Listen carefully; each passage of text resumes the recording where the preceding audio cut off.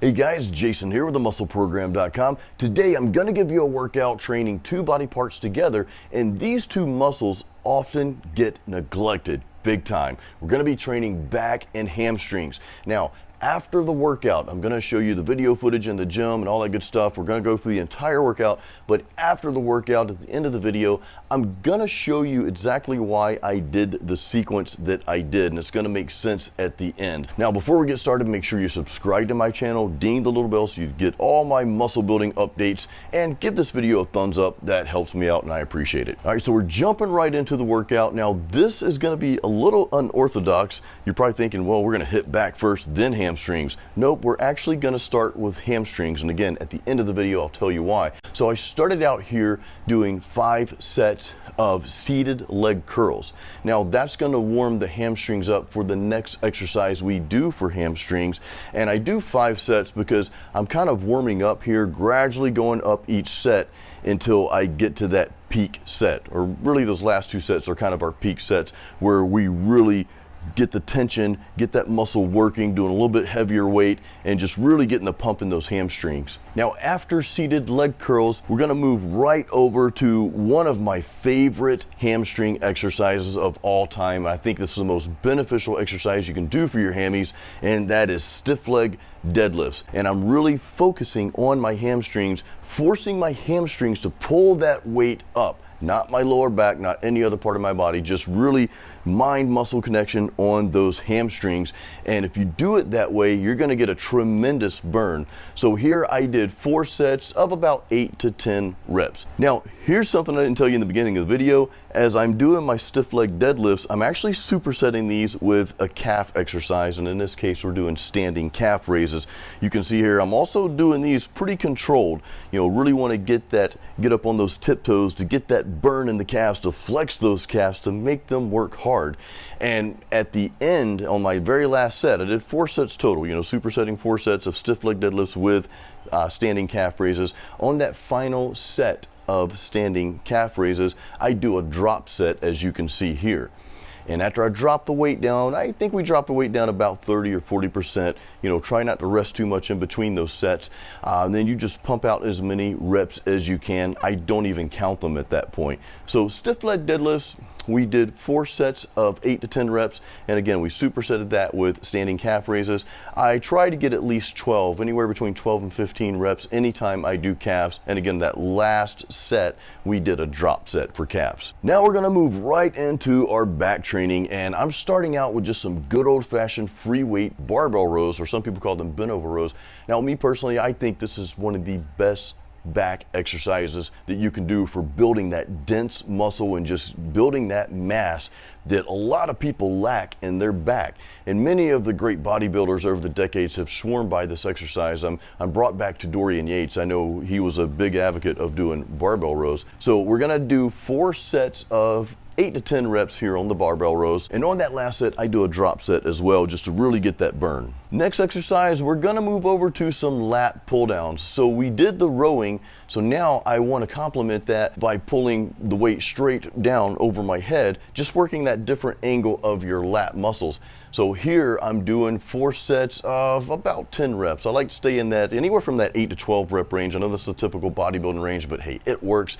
So here I did like 10 to 12 reps. And again, on that final set, I also dropped the weight down 30, 40% and did a drop set. Again, just to get that burn in those lats. Next, I moved on to some single cable seated rows. Now, a lot of times we do seated rows, you know, with both arms, with both hands pulling back, and that's an awesome exercise to really bring out that detail in your back muscles.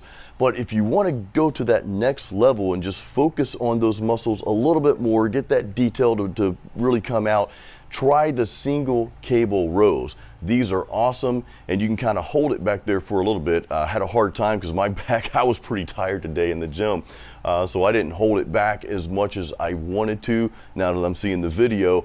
But try holding that weight back there, just pausing back there and getting that good squeeze for just like a second or two, and that's really gonna work those lats big time.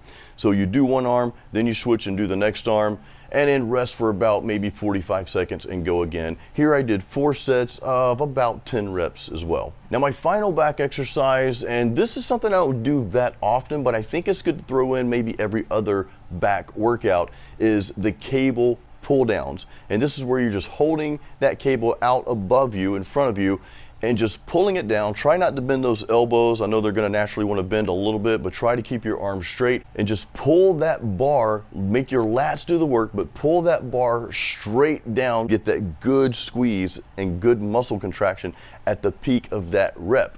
And then make sure you control that weight on the way back up. Control the bar as it goes up.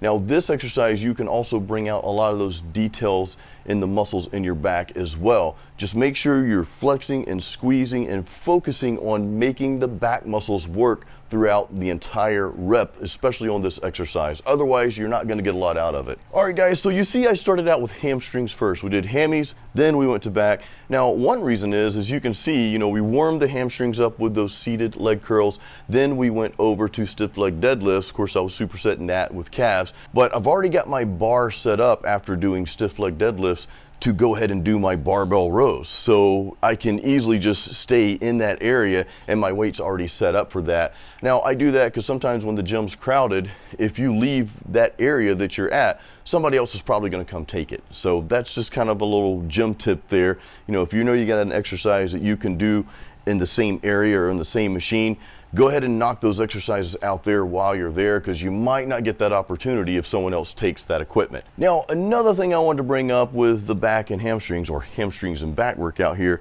is this is my second time this week training both muscles. And this is like the main point I really want to make in this video. I'm an advocate of training legs and back twice a week. Having that really exhausting quad day, because you're going to do squats and leg presses and leg extensions and a whole bunch of exercises, and a lot of times your hams take a back seat, no pun intended. So I like to give them another day. Now your back's your largest upper body muscle, so why would you just train that once a week? It's so complex in nature as well. You got a lot of different muscles back there, and it's so much larger, again, than your shoulders, your chest, your arms, and all that. So I like to put in a second back workout during the week, so I do the hamstrings and back towards the end of the week. Guys, and I also want you to try this workout. Go to the gym, do this workout, and then leave a comment below and let me know what you think about it. Let me know how you felt about the sequence of exercises, or maybe you came up with something that worked for you a little better. Leave that in the comments as well. Guys, thank you so much for watching, and remember, excuses don't build muscle. See you on the next video.